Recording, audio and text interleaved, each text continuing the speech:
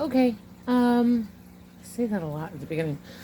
This is a video for updating on some information. It's 5:58 Thursday, May 22nd. I'm pretty sure the videos will timestamp all of that information, but I leave nothing to interpretation anymore.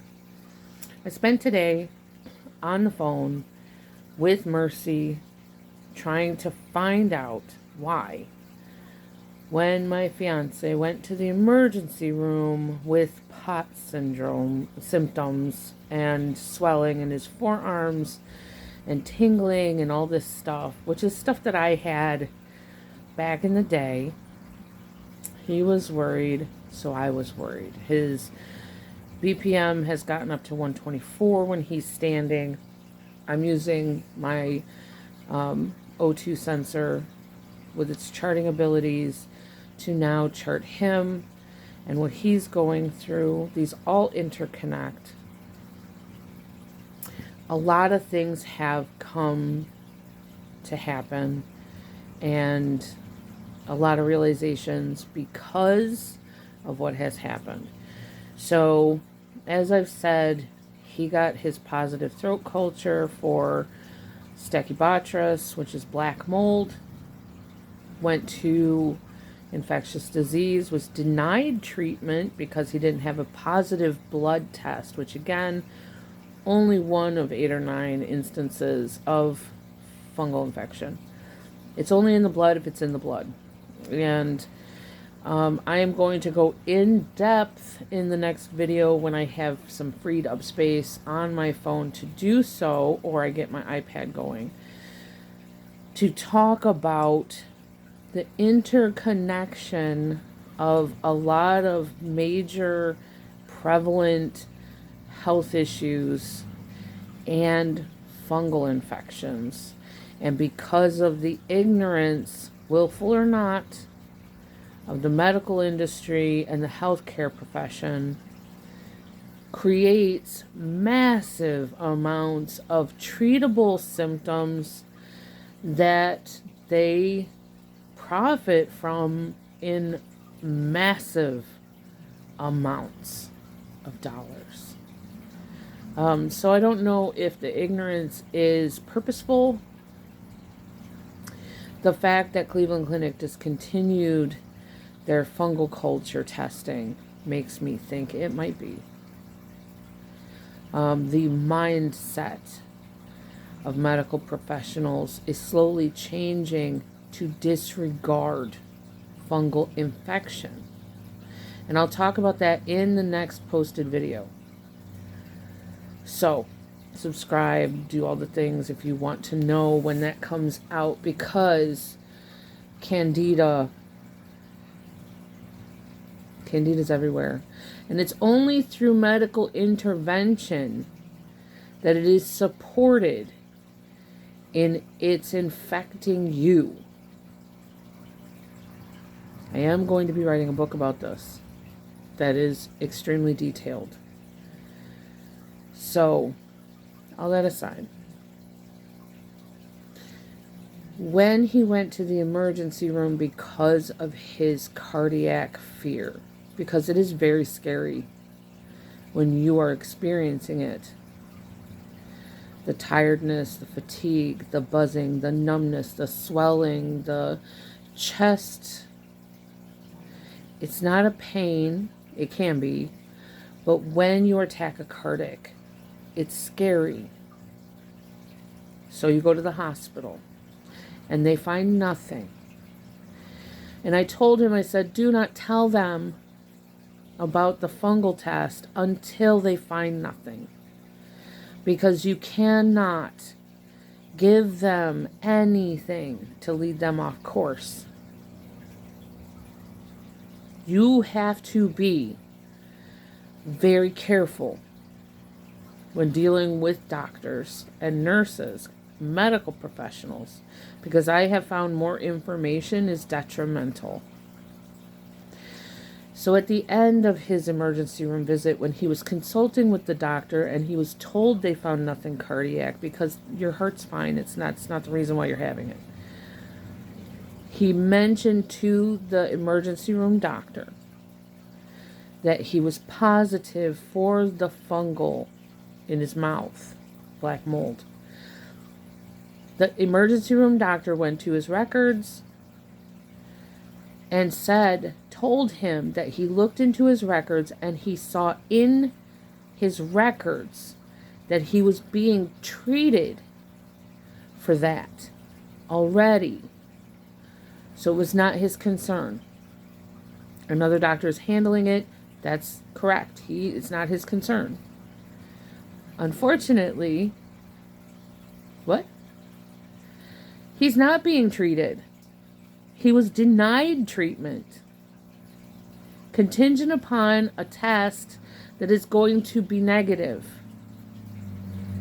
Now, if you listen to my informative videos, my less bitchy, ranty videos, you should be very confused that this is how we're being treated. You should be very confused because it doesn't make any sense. So today I spent the day on the phone trying to get confirmation and find out who, probably the infectious disease doctor, but we're not going to make assumptions, right? Who put in that he's being treated, because Mercy Hospital does not have access to his VA records where his primary care is. So it would not be from those records. It would have to be somebody within the Mercy system, which would be infectious disease in Youngstown. Do you see the problem? Because if his records say that he's being treated for a fungal infection, he is being now experiencing some severe medical issues with, they are not going to double treat him. They're going to hand that off and defer to the treating doctor who is not treating him. This is becoming malicious and purposeful. Where and how and why is this happening? Is this an Ohio Northeast? Is this, because that's also the infectious disease doctor who most likely put that in his records, is telling him to go to Cleveland Clinic. So I'm not sure that he's Mercy, but it was in his records at Mercy. So that's why, again, we don't want to make assumptions, but it is probable, more probable than if it was Cleveland Clinic infectious disease in Youngstown, because this is the problem.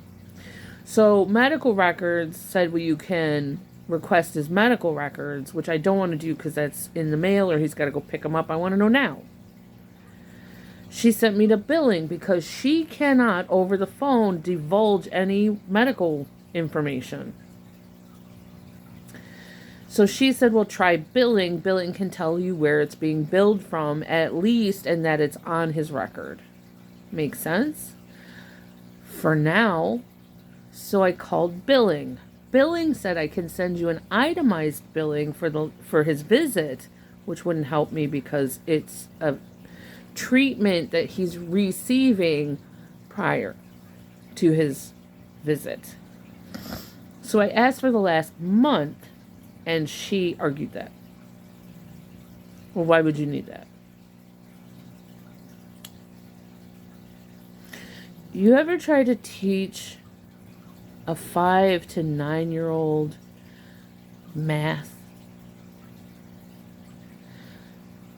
Like, they get 2 plus 2 and they get 4 plus 4, but if you ask them to do 9 plus 7, they don't know. And so you sit there with, if you have these many apples and then you get these many apples and they still don't get it, and then they start to get big emotions and then they start to cry because they just don't understand it and they can't figure it out, and you are frustrated because you're an adult and you could do 9 plus 7 in your sleep, and so you're trying so hard to get the child to see how easy it is because you have an adult brain and they have a child's brain, and it just doesn't have that ability to make the connection between 9 apples and 7 apples in order to come up with the sum of 16 apples.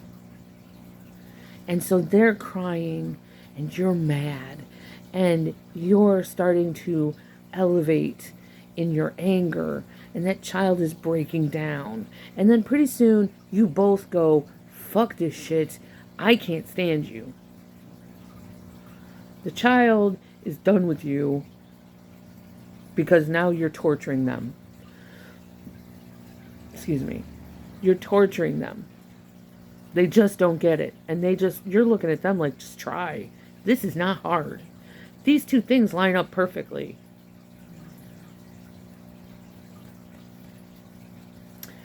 That's what this is like.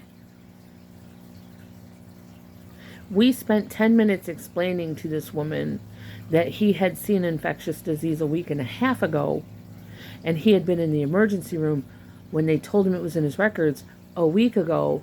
So therefore, we do not need the itemized billing for the emergency room visit because it was already in his records from the visit a week and a half ago. And she just could not add 9 and 7.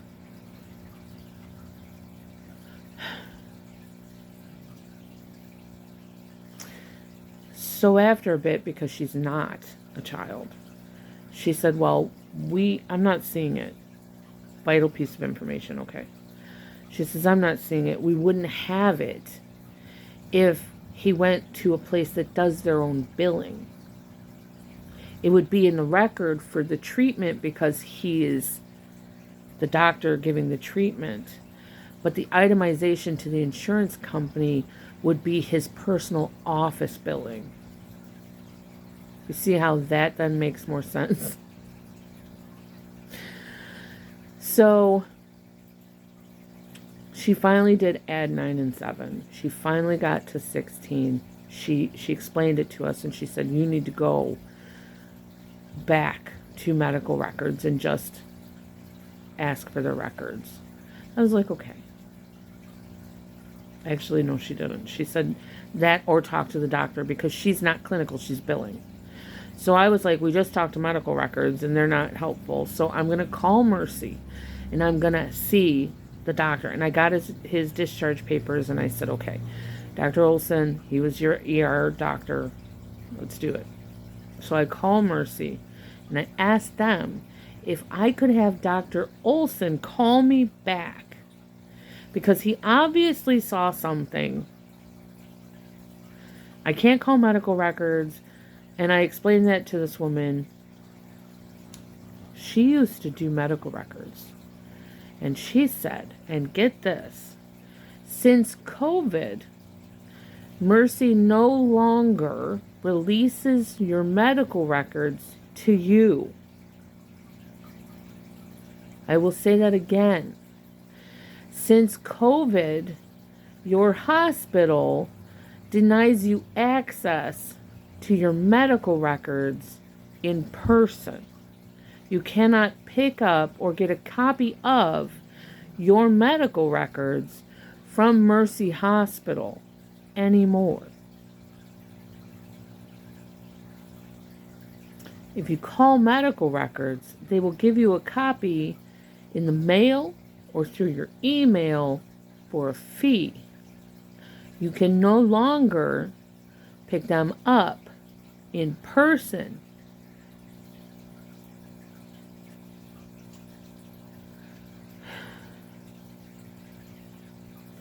We're becoming more cattle-like every day.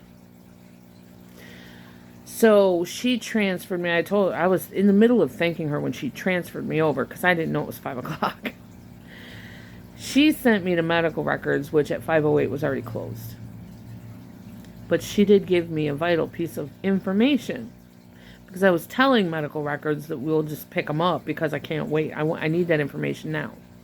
He's already experiencing symptoms that took me a year. Oh, I've had POTS for 3 years now. I have had swelling and stuff for probably 7 years now. And he has done all of that in 5 weeks. So I'm concerned about how rapid, because he's a diabetic, how rapid this is progressing in him, because he's probably immunosuppressed. He's on steroids, he's on this, he's on that, he's on so many medications. Because again, if a Candida overgrowth in his guts caused his diabetes and it is allowed to continue because he has a gut, he can knock it down. And IBS.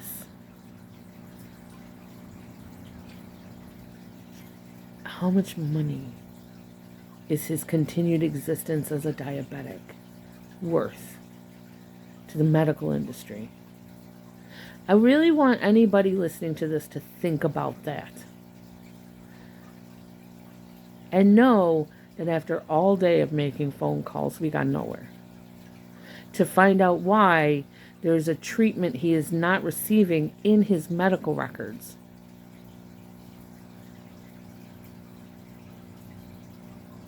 If you're being treated for it, you're not going to get anybody to treat it for you.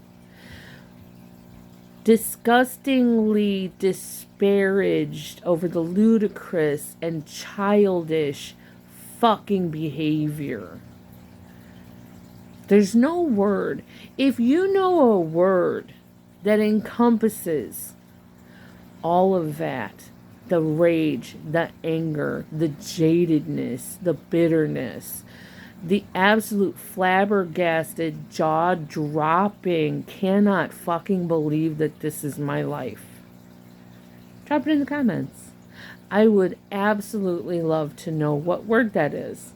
It doesn't have to be in English. Germans are really good at encompassing feelings into one word.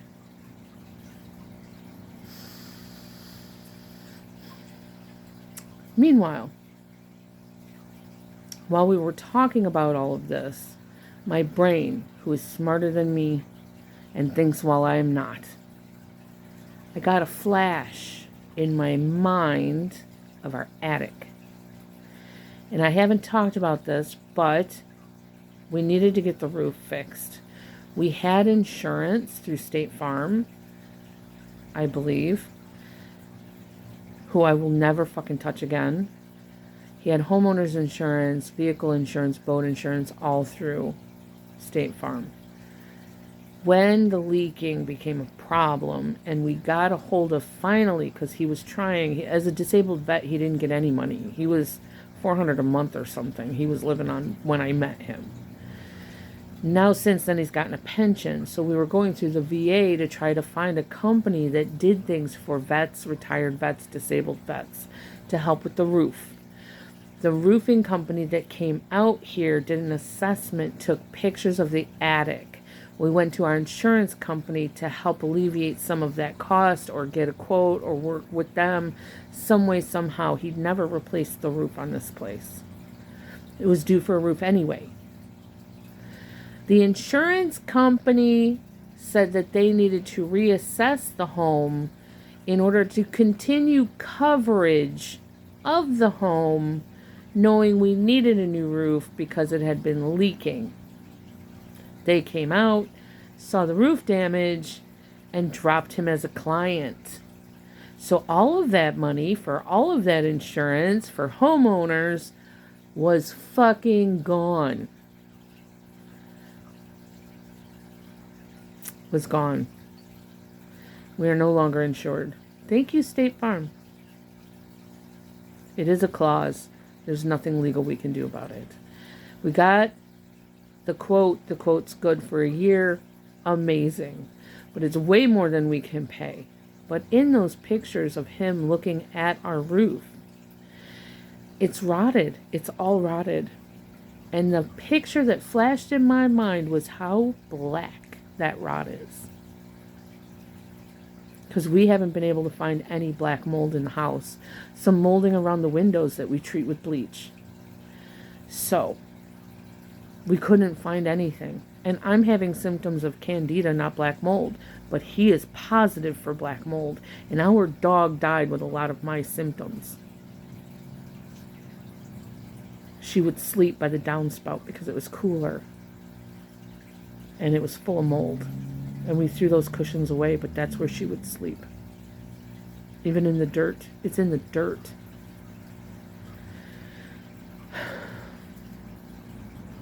So now we know we live in a black mold grow box.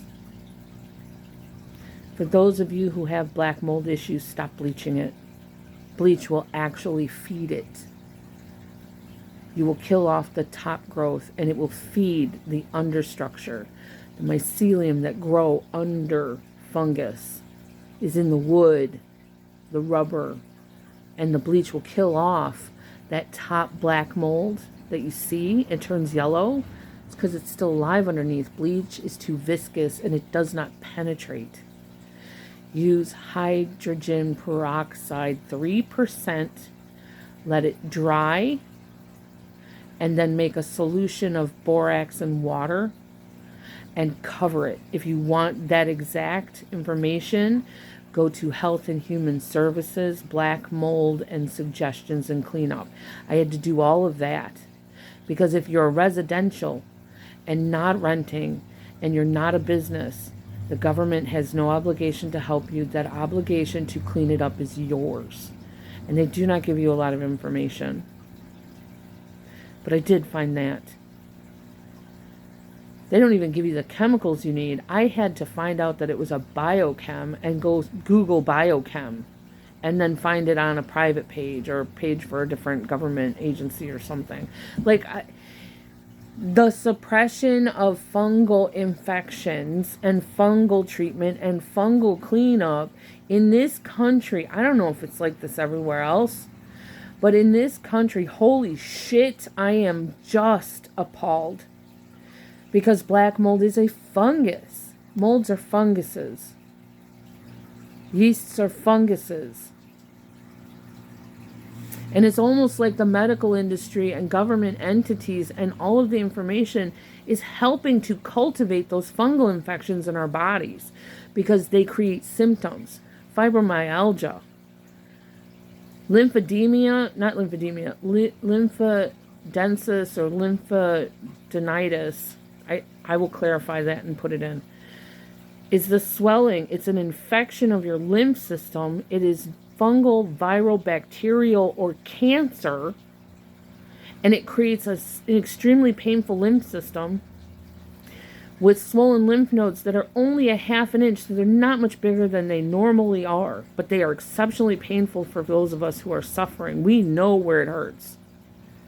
But it clogs up your lymph system and creates body pain that they are giving a fibromyalgia diagnostic to.